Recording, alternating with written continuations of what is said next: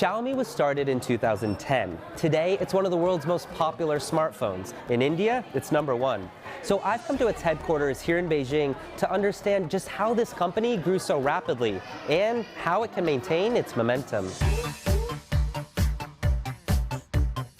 Xiaomi's rise has been meteoric. Just 9 years after it was founded and 1 year after going public, the Chinese company became the youngest member of the Fortune Global 500. The tech giant is best known for its smartphones. It's the world's fourth most popular smartphone maker behind Samsung, Huawei, and Apple. But Xiaomi doesn't just make phones. Walk into one of Xiaomi's more than 1,000 global stores and you'll find an array of different devices. Almost anything you can imagine, they sell here in the Xiaomi store. I see virtual reality, walkie-talkies. This device translates languages like Chinese to English, voice assistant and smart home speakers, wearables, and even tools. Did I mention they sell everything? Since its early days, Xiaomi's founders dreamed of an international footprint, and now it's one of a handful of Chinese companies who have managed to do what many couldn't. It broke out of its home market and went global. Xiaomi's headcount has grown from about 100 in 2010 to a whopping 17,000 staff members today. This is company orientation, where employees learn about the corporate history and corporate culture before they begin in their roles. And just by the looks of it, this is quite a lot of people. Its global headquarters in Beijing is home to about 12,000 employees. I've come to Xiaomi's brand new headquarters, and it's so new that you can still see them putting on the finishing touches around the building. And at the base of this lobby, you actually see this. It's the Xiaomi store. The first thing that I think of when I see this store, well, it reminds me of an Apple store. We are different. We are very, very different than Apple. Xiang Wang is Xiaomi's global senior vice president and head of the company's international business. Apple is a great company. They do a lot of technology innovation. We're doing the same, but our model is different. We want to sell as low as possible instead of selling at a premium price. That business model originates from Xiaomi's founder, Chinese entrepreneur Lei Jun. Lei Jun's vision was to create a premium smartphone that could compete with the likes of Apple and Samsung, but at a more affordable price. This allowed Xiaomi to tap into China's growing lower-end smartphone market, and it wasn't long before it did the same abroad. Just look at this graph. In 2015, 6% of Xiaomi's total revenues came from outside mainland China. By 2018, that grew to 40%. The aim, to eventually have half of its total revenue coming from outside its borders. Xiaomi has achieved that by expanding into more than 80 markets.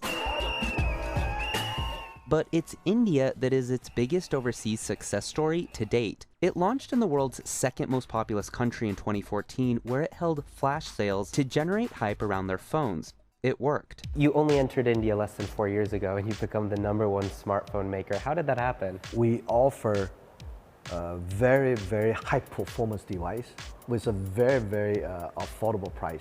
Before us, if you want to buy a good smartphone, it was very, very expensive. Our model is to make the best product but sell as low as possible. That helped Xiaomi pull ahead of Samsung to become India's top smartphone brand in 2018. While it still holds today, Chinese rival BBK Electronics, which backs Vivo, Oppo, and Realme, could be challenging Xiaomi's market dominance. Outside of India and China, there's an additional 400 retail outlets, including locations in Dubai, Barcelona, London, and Mexico City. When we opened our first store in Mexico City, actually 4,000 people showed up. Wang argues Xiaomi's fan culture is what helps set the company apart from other low-cost competitors. From launch events to meetups for gadget enthusiasts, there have been more than 1,000 Xiaomi fan events to date.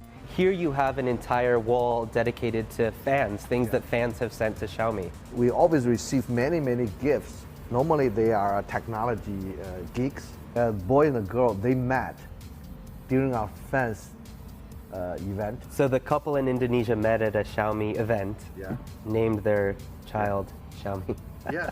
But the Chinese tech company has had its share of challenges too, from temporarily withdrawing from Brazil to losing a trademark case in Europe against Apple over the name of its tablet. And of course, there's the elephant in the room, the United States. Xiaomi has long said it plans to expand into the US market, but those plans seem to be on hold thanks to the US-China trade war. US President Donald Trump has openly scrutinized Xiaomi's homegrown tech rival Huawei on multiple occasions. The US market, there was talks about 2019. Yeah. US market actually is, I think, no doubt, is the most important market for everyone. We are still very, very young. US market is very, very different. We are working very hard, try to design a product for North America, but still the resources is a big issue. Xiaomi made its name with the smartphone, but it, like its competitors, is having to diversify as the smartphone era's peak winds down. Smartphone shipments have declined for 9 consecutive quarters here in China. So for Xiaomi to continue to grow, it sees its ambitions beyond the smartphone and beyond China. Actually, we are much more than smartphone companies. We are the largest consumer IoT brand in the world.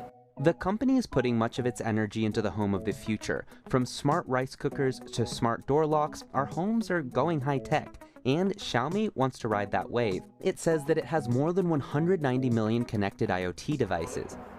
There's 5 ways that I can enter through this smart door. First is through my phone electronically using something like NFC or Bluetooth. And then there's a number pad where I can input a number. There's also a traditional keyhole here, but I'm gonna be super unique and try my fingerprint.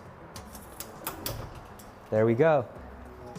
It's also taking on Samsung and LG with the launch of this smart refrigerator, which can categorize your groceries, play music, and even take notes. Xiaomi hopes that every room will have one of its AI smart speakers, including the bedroom. So the moment I walk in, the lights automatically turn on. Let's see if she recognizes me with an accent.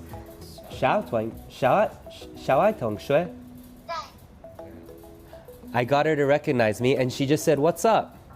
Earlier when I walked into the room, she told me, "Welcome back home. You must be very tired. Go to sleep." She has quite a personality. The Mi AI speaker is Xiaomi's answer to the Google Home or the Amazon Echo. While Xiaomi sold nearly 3 million smart speakers in the second quarter of 2019, it still trails behind its Chinese rivals Baidu and Alibaba. This store was opened just about 2 years ago, but one of the first things I noticed is that just across from it, Xiaomi is preparing to open a brand new space, but this one will be focused on lifestyle products and things related to the smart home.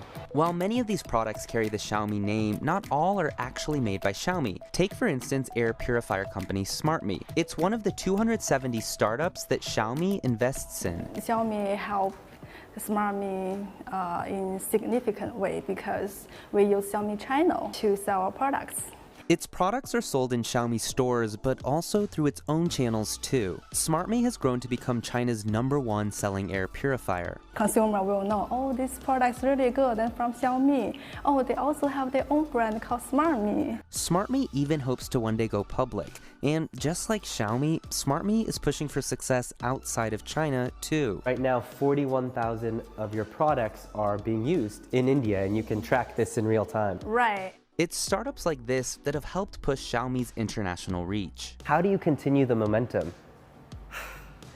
You have to keep the innovating spirit. Smartphone market is very competitive. You have to do a lot of exciting things every day. Xiaomi turns 10 years old next year, and in under a decade, it's been able to do what many companies here in this country haven't done: succeed outside of China. But just how big this company can get, well, that's anybody's guess. Hey guys, it's Upton. Thanks for watching. Check out more of our videos and let us know in the comments, what do you think about Xiaomi's rise in global tech? While you're at it, subscribe to our channel, and I'll see you next time.